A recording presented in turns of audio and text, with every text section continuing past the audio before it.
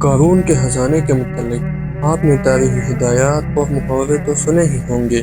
یہ وہی شخص ہے جس کا ذکر اللہ تعالیٰ نے قرآن مجید میں نشان عبرت کے طور پر کیا ہے۔ قارون کا قصہ اسرائیلی اور اسلامی دونوں طرح کی روایتوں میں ملتا ہے۔ یہ بنی اسرائیل کا وہی امیر ترین شخص تھا جس کے خزانوں کی کنجیاں 300 اونٹوں اور خچروں پر لادی جاتی تھی اور ہر کنجی چمڑے کی ہوتی تھی جو ایک خزانے کی چابی تھی۔ تاریخ انسانی میں شاید قارون سے زیادہ دولت اور ثروت کسی شخص کو عطا نہیں کی۔ قارون حضرت موسیٰ کے چچا یسوع کا بیٹا تھا۔ وہ نہایت ہی حسین اور خوبصورت آدمی تھا۔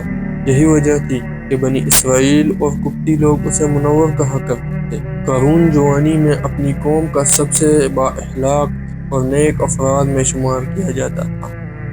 نیز توریت کا بہت بڑا عالم دین بھی تھا، کیونکہ اس کی پرورش موسیٰ کے سایہ عاطفت میں ہوئی تھی، اس لیے وہ کتاب کا علم بھی رکھتا تھا اور اچھی آواز کا مالک تھا۔ وہ توریت خوبصورت آواز میں تلاوت کیا کرتا تھا۔ یہی وجہ تھی کہ لوگ اس کا بہت ادب و احترام کیا کرتے تھے۔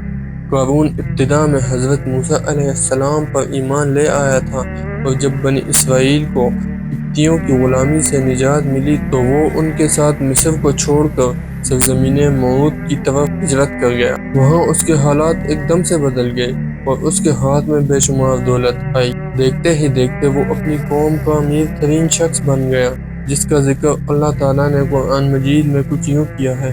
بے شک قارون موسیٰ کی قوم سے تھا، پھر اس نے ایک قوم پر زیادتی کی اور ہم نے اس کو اتنے خزانے دیے جن کی کنجیاں اٹھانا ایک طاقت اور جماعت پر بھاری تھی۔ ایک جگہ فرمایا، جب اس سے اس کی قوم نے کہا اتراؤ نہیں، بے شک اللہ اترانے والوں کو پسند نہیں کرتا، اور جو مال تجھے اللہ نے دیا ہے اس کے ذریعے آخرت کا گھر طلب کر اور دنیا سے اپنا حساب نہ بھول، اور احسان کر جیسے اللہ نے تجھ پر احسان کیا، اور زمین میں فساد نہ کر، بے شک اللہ فسادیوں کو پسند نہیں کرتا۔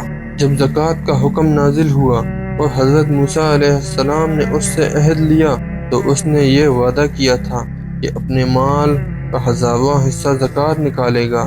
جب اس نے مال کا حساب لگایا تو ایک بہت بڑی رقم زکوٰۃ کی نکلی، لہٰذا اس کے دل میں حرص اور لالچ پیدا ہو گئی اور وہ زکوٰۃ کا منکر ہو گیا۔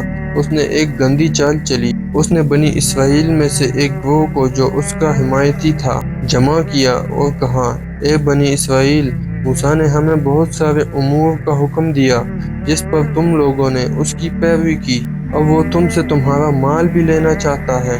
فلاں فاحشہ عورت کو لے کر آؤ تاکہ اسے کچھ پیسے دے کر موسیٰ کو بدکار ثابت کیا جا سکے۔ قارون نے اپنی قوم کے لوگوں کو جمع کیا اور حضرت موسیٰ علیہ السلام سے پوچھا کہ زنا کی کیا سزا ہے؟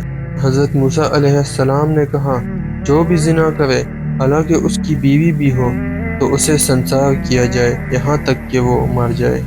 قارون نے حضرت موسیٰ سے کہا، حتیٰ کہ یہ کام آپ نے ہی انجام دیا ہو تو بھی؟ موسیٰ علیہ السلام نے کہا، ہاں، حتیٰ کہ اگر اس کام کو میں بھی انجام دوں تو یہی حکم ہے۔ قارون نے کہا، بنی اسرائیل یہ گمان کرتے ہیں کہ آپ نے فلاں فاحشہ عورت سے زنا کیا ہے۔ حضرت موسیٰ علیہ السلام نے فرمایا کہ اس عورت کو میرے سامنے لاؤ، لہٰذا وہ عورت بلائی گئی تو آپ نے فرمایا، اے عورت، اس اللہ کی قسم جس نے بنی اسرائیل کے لیے دریا کو پھاڑ دیا اور عافیت اور سلامتی کے لیے دریا کے پار کرا کر فرعون سے نجات دی، سچ کہہ دے کہ واقعہ کیا ہے۔ حضرت موسیٰ کے جلال سے عورت سہم کر کانپنے لگی اور اس نے مجمع عام میں صاف صاف کہہ دیا کہ اے اللہ کے نبی، مجھ کو قارون نے کثیر دولت دے کر آپ پر بہتان لگانے کے لیے آمادہ کیا ہے۔ اس وقت حضرت موسیٰ علیہ السلام آپ دیدہ ہو کر سجدہ شکر میں گر پڑے اور بحالت سجدہ آپ نے یہ دعا مانگی کہ یا اللہ، قارون پر اپنا قہر اور عذاب نازل فرما دے۔ لہٰذا وہ تمام لوگ جو قارون کے ساتھ تھے وہ اس سے جدا ہو گئے۔ موسیٰ علیہ السلام نے اللہ کے اذن سے زمین کو حکم دیا تو زمین پھٹ پڑی اور قارون اور اس کے پیروکار زمین میں ڈسنے لگے، اور دیکھتے ہی دیکھتے قارون، اس کا مکان اور خزانہ سب اس زمین میں دس گیا۔ جب یہ زمین میں نابود ہو گئے تو زمین کا شگاف دوبارہ بند ہو گیا۔ قارون کی اس دولت کے متعلق بہت ساری تاریخی حکایات نقل کی گئی ہیں، اور تا قیامت قارون اور اس کا خزانہ تمام انسانیت کے لیے نشان عبرت بنی رہے گی۔